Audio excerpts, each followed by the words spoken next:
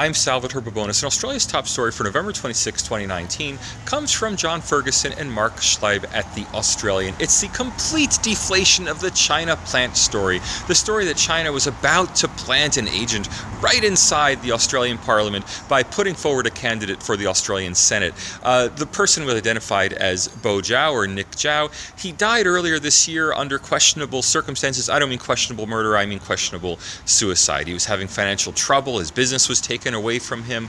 Look, this poor man's family has suffered enough. And shame on you, Australian, for plastering his image on your report, just as every other Australian news outlet has. I've covered it up here because I think his family must be really upset at constantly seeing his image and his name dragged through the Australian media as a possible Chinese plant. Look, the Chinese government certainly would love to have a plant in the Australian Parliament for many reasons.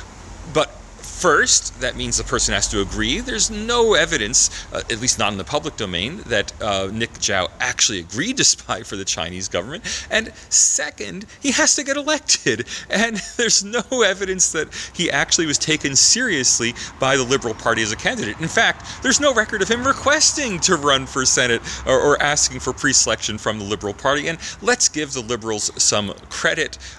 Presumably they would have done some background checks. They would have done some investigation into him before just pre-selecting him because the Chinese government said so.